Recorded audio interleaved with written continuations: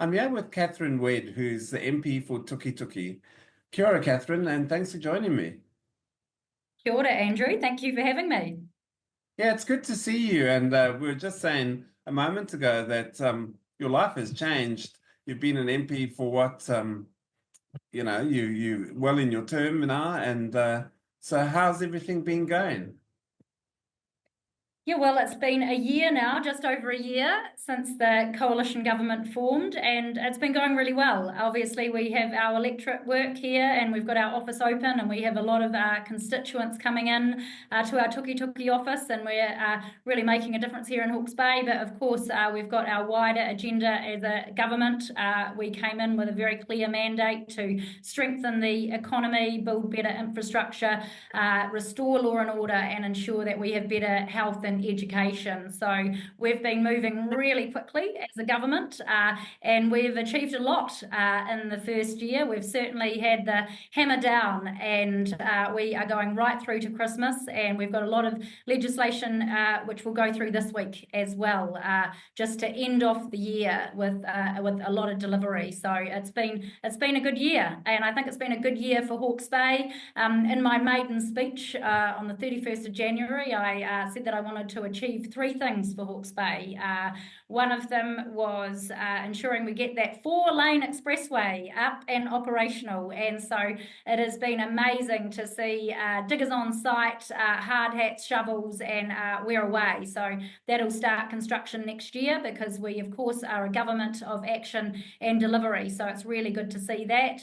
Number two was to future-proof the RSE scheme, which is a really, really important scheme for our region to support horticulture and the economic growth of our region. And so we made some really good changes to the RSE scheme earlier this year, of course, increasing the cap as well, and making it good for both the Pacific and New Zealand. And then the third one was to ensure that we get water security in Hawke's Bay. So we've seen the Tuki Water Security Project as part of the fast track legislation, and we also have seen $3 million go towards that project to put towards a business case and get it off the ground. So really positive things, and I feel like, we've got some good action here, but of course we're a rural electorate.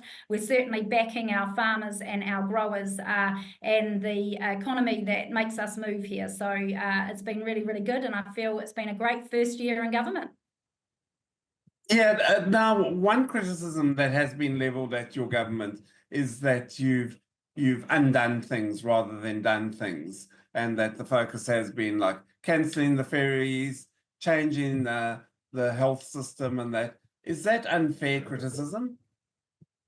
Oh, I think that's very unfair criticism. I think that we've been laser focused on getting on with the job, and part of that process in terms of putting through new legislation is repealing what was already there. So you take a good example of Three Waters, where you've had $1.2 billion wasted on a project that was really going nowhere. We had to repeal that legislation to obviously bring through our Water Done Well program, and you will have seen that in a lot of spaces. It's the same with the RMA. We obviously had to repeal what had already been done to then bring through some of our legislation, and we've got a big vision with that RMA. Obviously the first part of it was the repeal, the second part of it is bringing forward the fast track legislation, and then there'll be another big part as well. And I was on the primary production committee where we made some RMA reforms, obviously getting rid of the winter grazing rules and the water, where we very, very focused on reducing the red tape and the regulation for our farmers and growers so that we can actually get stuff done in New Zealand, because it's just been so restrictive for so long. We have had so much red tape that we just haven't been able to get the consents. Just recently I was up opening the wind farm at Te Pahui, Hawke's Bay's first wind farm and the third largest in New Zealand. Now that wind farm has taken 20 years to get to the consenting process, 2 years to build. They started, looking at it in 2004.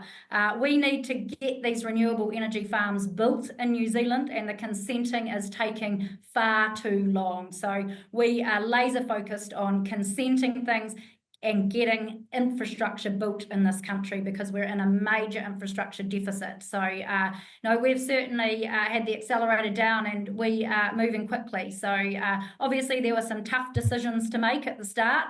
We had a previous government that was spending, so much money, billions and billions of dollars, with really not a lot to show for it. And so we came in very quickly and tightened the belts. And, our finance minister, in those first few weeks, literally found $7 billion worth of savings. And so we are very driven by fiscally managing this economy well, taking the bureaucracy out of Wellington, putting it back to the regions, and growing our economy here in New Zealand. And, we are already starting to see some fabulous green shoots with interest rates coming down, inflation coming down, and, people having more in their back pocket to spend with our tax relief package, which we delivered on. We promised tax relief for hard-working New Zealanders, so New Zealanders can keep more of what they earn, and we delivered on that promise in the budget this year. So, things are starting to look up, but we certainly know that there is still a lot of challenges out there. People are feeling it. It's still tough times. And so, we are hoping to ensure that we strengthen this economy even further in these next few years. And so that was our mantra as we came in as a government, and I think we're delivering on it.